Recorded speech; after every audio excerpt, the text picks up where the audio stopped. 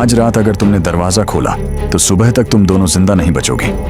दिया की लौ कांप रही थी और मीरा के हाथ में पकड़ा स्टील का गिलास बज रहा था। बाहर बरसात नहीं थी, फिर भी छप्पर पर टप टप जैसी आवाजें आ रही थीं, जैसे कोई उंगलियों से धीरे धीरे गिनती कर रहा हो। 1 2 3। चुप रह, मीरा ने फुसफुसाकर कहा। अगर वो सुन गई तो फिर? अंदर से रागिनी की आवाज आई, मीठी, धीमी और झर जैसी। दोनों बहनें सामने आ जाओ। दिया और मीरा चौखट पर पहुंची। रागिनी ने दोनों के चेहरे देखे, फिर बिना मुस्कुराए बोली, आज तुम्हारे पापा लौट रहे हैं 3 साल बाद।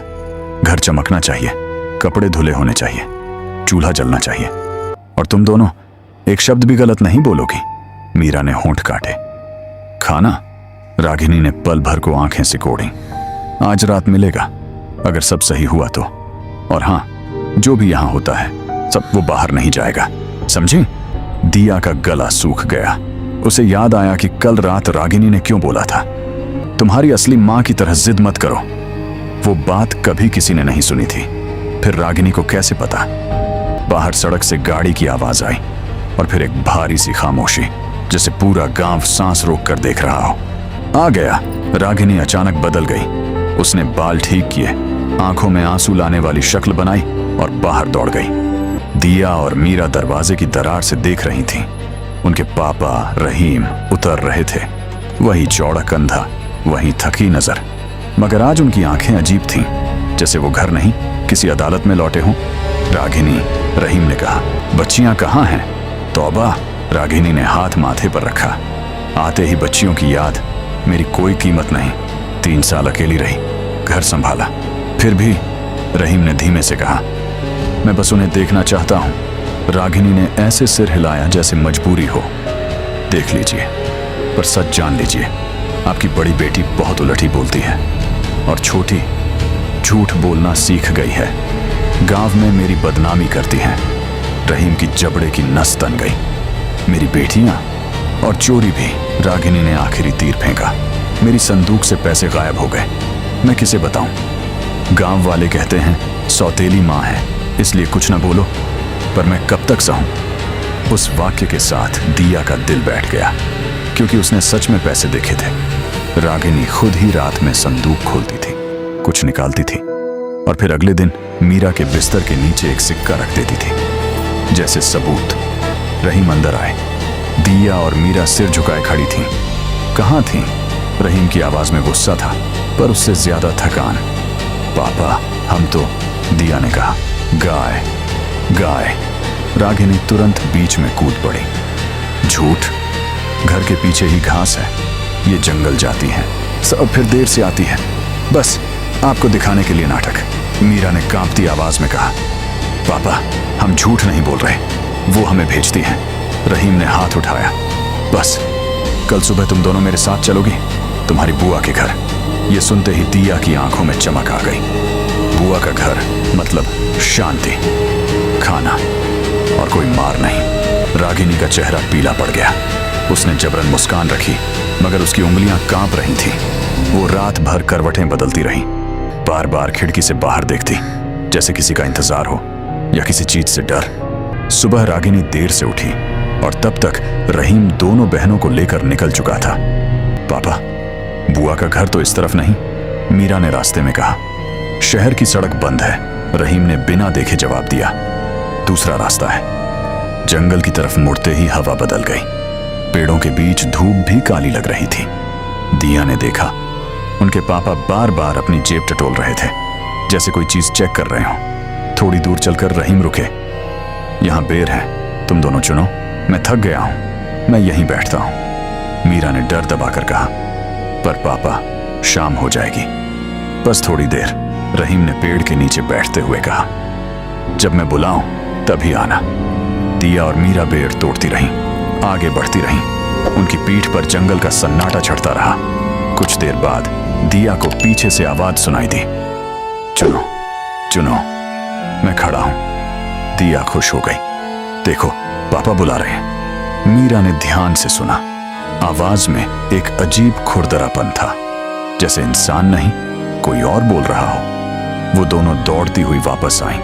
मगर पेड़ के नीचे कोई नहीं था।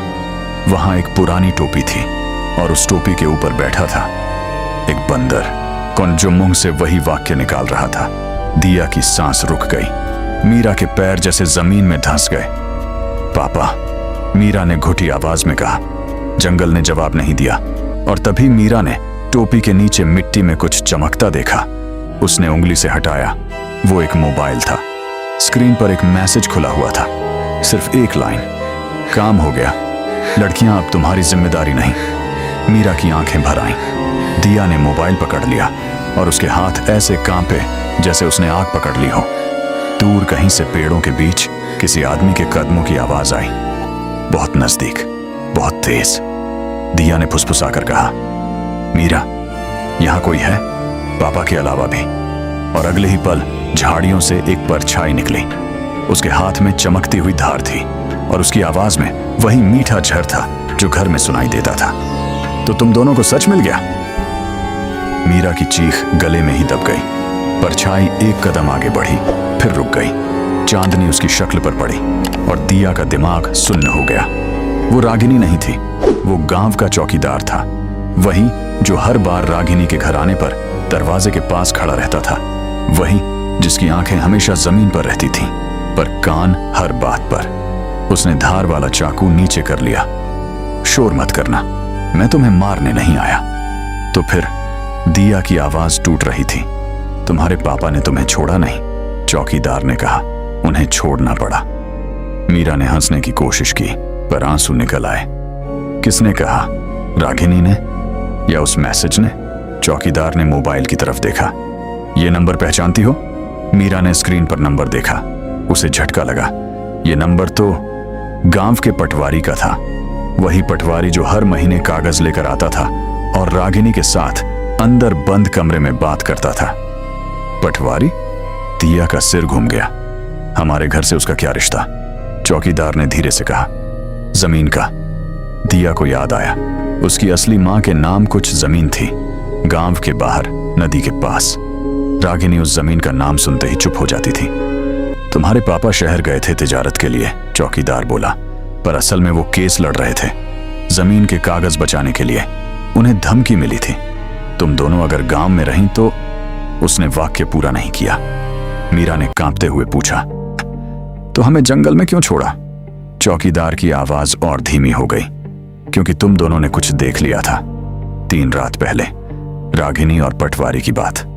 और तुम्हारे पापा ने वो बात सुन ली कि तुम्हें खत्म कर देंगे। पापा ने सोचा, जंगल में छोड़ दूंगा तो कम से कम एक रात बच जाएगी और मैं तुम्हें यहां से निकाल ले जाऊंगा। दिया को उल्टी आने लगी। मतलब पापा ने हमें बचाने के लिए छोड़ दिया? हाँ, चौकीदार ने सिर हिलाया। पर देर हो गई। पटवारी ने मेरे पीछे भी आदमी लगाए हैं। इसी वक्त पेड़ों के पीछे से 2 और कदमों की आवाज आई। फिर एक टॉर्च जली। रोशनी की धार उनके चेहरे काटती हुई निकली। कौन है वहां? किसी आदमी ने कहा।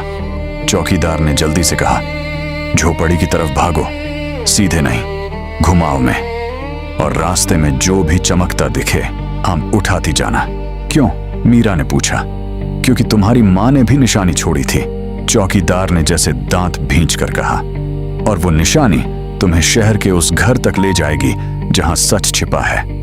दिया का दिल धक से रह गया। हमारी मां, वो मरी नहीं, चौकीदार ने कहा। और उसी पल झाड़ियों में से टॉर्च वाला आदमी निकल आया। दिया और मीरा भागी। कांटे कपड़े फाड़ रहे थे, सांस टूट रही थी। पीछे से आवाजें तेज होती गईं। रुको, भाग नहीं पाओगी। झोपड़ी दिखी, पुरानी, उजड़ी, पर दरवाजा था। दिया ने धक्का दिया। दरवाजा खुल गया, जैसे किसी ने अंदर से पहले ही ढीला कर रखा हो। दोनों अंदर घुसी, दरवाजा बंद किया। मीरा ने कांपते हाथों से कुंडी लगाई। बाहर टॉर्च की रोशनी घूमने लगी। खिड़की के छेद से रोशनी अंदर छेद बनाकर गिर रही थी। यहां क्या है? दिया ने फुसफुसाकर पूछा। झोपड़ी के कोने में एक पुराना ट्रंक पड़ा था। उस पर ताला नहीं था, बस एक रस्सी बंधी थी, जैसे किसी ने जल्दबाजी में छोड़ दिया हो। मीरा ने रस्सी खोली, ढक्कन उठा। अंदर कागज थे, जमीन के कागज नहीं, फोटो थे। एक छोटा सा पाउच था और एक चिट्ठी जिस पर लिखा था, दिया के असली नाम के साथ एक और नाम जो किसी ने कभी नहीं पुकारा था। मीरा ने चिट्ठी पढ़नी शुरू की। उसके होंठ कांप रहे थे। अगर तुम ये पढ़ रही हो तो इसका मतलब मैं तुम्हारे पास नहीं हूं और तुम्हें यह भी पता चल गया होगा कि तुम्हारे पापा अकेले दोषी नहीं। दिया ने सिर उठाया। मीरा, बाहर आवाज बंद हो गई। ये अच्छा है या? और तभी दरवाजे पर 3 हल्की हल्की थपथपाहट हुई, बहुत शांत, बहुत भरोसे वाली, जैसे कोई अपना हो। फिर एक और आवाज आई, बिल्कुल वैसी ही जैसी बचपन में रात को सुनती थी। दिया, मीरा, दरवाजा खोलो, मैं हूं। मीरा की आंखें फट गईं। ये आवाज। दिया के पूरे शरीर में सिहरन दौड़ गई, क्योंकि ये आवाज रागिनी की नहीं थी, ये उनकी मां की आवाज थी।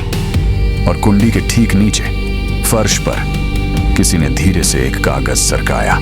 उस पर एक ही लाइन थी, मैंने तुम्हें छोड़ा नहीं था, तुमने मुझे खोया था।